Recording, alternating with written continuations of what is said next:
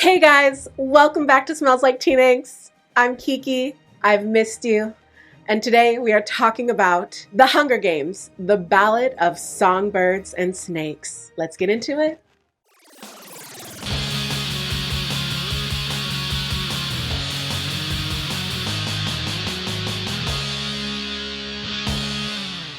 So, in case you didn't know, because for a while I didn't either, The Ballad of Songbirds and Snakes is a prequel that Suzanne Collins wrote that gives us a kind of a backstory to President Snow and how he became who he is. Honestly, not really. It's honestly just a one-off President Snow story.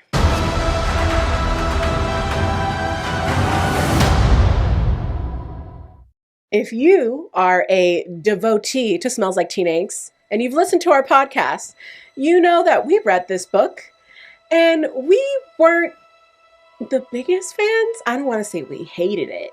I'm just going to say that it definitely did not live up to its original predecessor.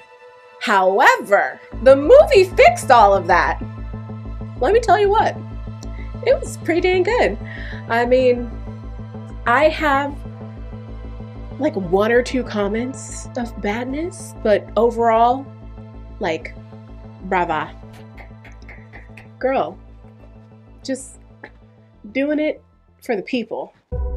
I am honored to introduce to you the creator of the Hunger Games themselves, Dean Casca Highbottom.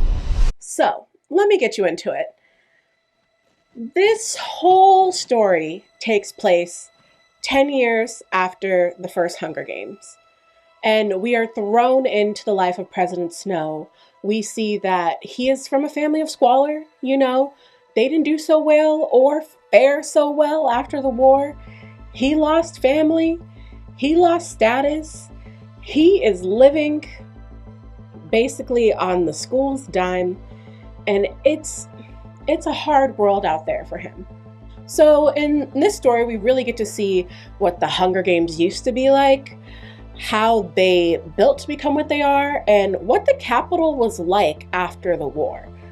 It's very much this dystopian future's beginning, and seeing how everyone is kind of on a level playing field in a sense, it really elevates the point as to how did we get here?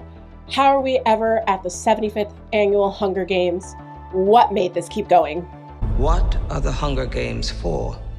The Hunger Games, they're to punish the districts. So let's get into this studded cast, because I was not a huge fan of the book.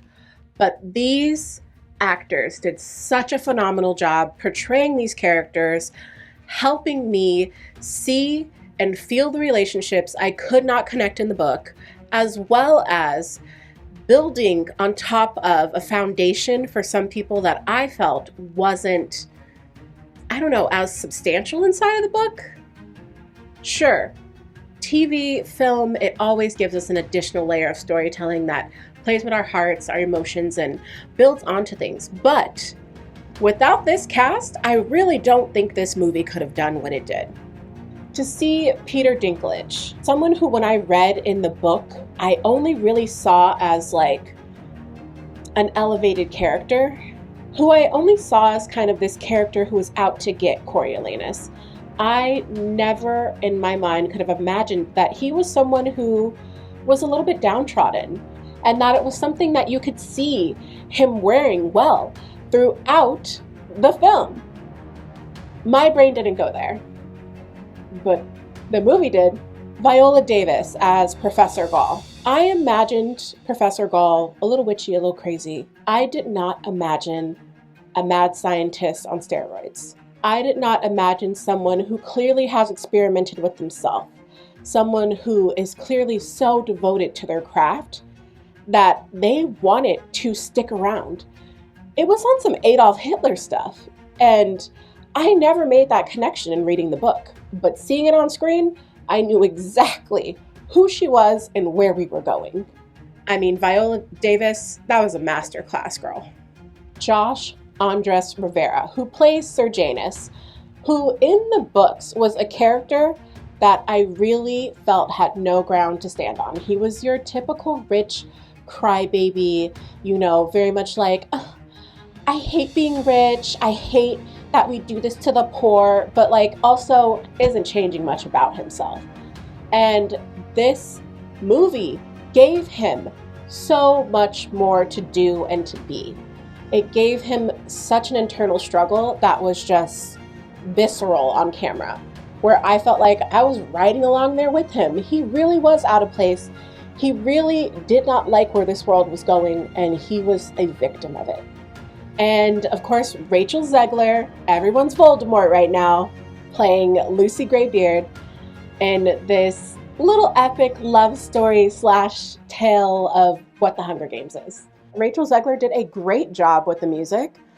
When reading the book, I definitely couldn't place if this was like a folk sound or a 1920 sound or what we were going for. And seeing what they built in the film and put together was pretty phenomenal. I think these songs are cute, they're catchy, they tell a good story, and it's definitely something that you can see people singing as akin to a song from the past, being like, yeah, that's what my grandparents used to listen to. And then we have Tom Blythe, who is perfect casting to play a young President Snow, and my goodness, is he fabulous. I mean, I didn't think I could hate and love a character much more in my life. He did things to me. And lest we forget, Jason Schwartzman as Lucky Flickerman. This man is so good with the character, and this character is written with so much quirk. He's definitely our Effie Trinket type, someone who's a little fashionable, a little goofy, that adds a lightness to the film. And I adored him. No notes. Welcome to the Capitol. You look like you shouldn't be here. I shouldn't, but I'm your mentor. A rebel. Now let's talk about our lead story. I can definitely say that when reading The Ballad of Songbirds and Snakes, I really felt like there was equal footing between the relationship of President Snow, or Coriolanus, at this point in life, and Lucy Greybeard. They kind of seemed like they were playing each other.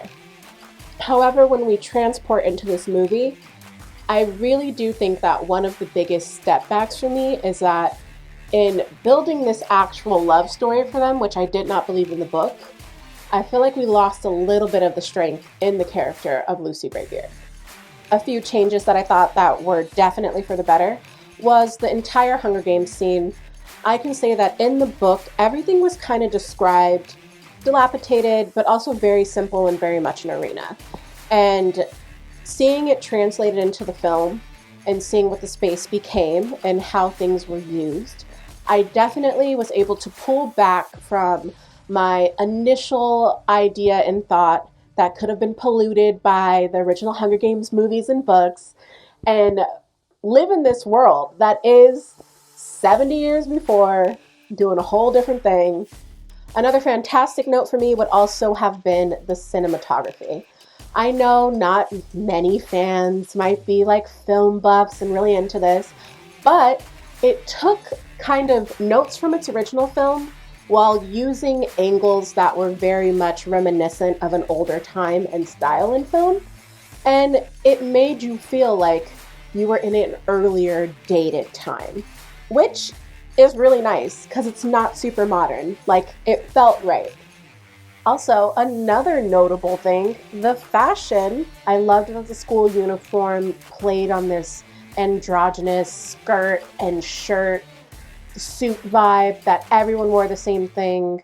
I loved that when we went to the districts, we see people in, blue and gray fabrics, very much of a impoverished time and what's cheap and available at that time. It's reminiscent of a world that we can all relate to, like a Depression era world, but it also has these like high nods to elegance and modernism and the creativity that is the world of the Hunger Games. So overall, when it comes to the book, it's definitely a 7 out of 10. However, this movie, I'll give a 9. Yes, the movie did that much for me. It's a 9 out of 10. It's definitely worth your time. It's definitely worth your effort. I swear to you, you will not be disappointed if you are a fan of the Hunger Games. Go to the movies, go see this, go enjoy yourself, and let's talk about it. It's the things we love most that destroy us.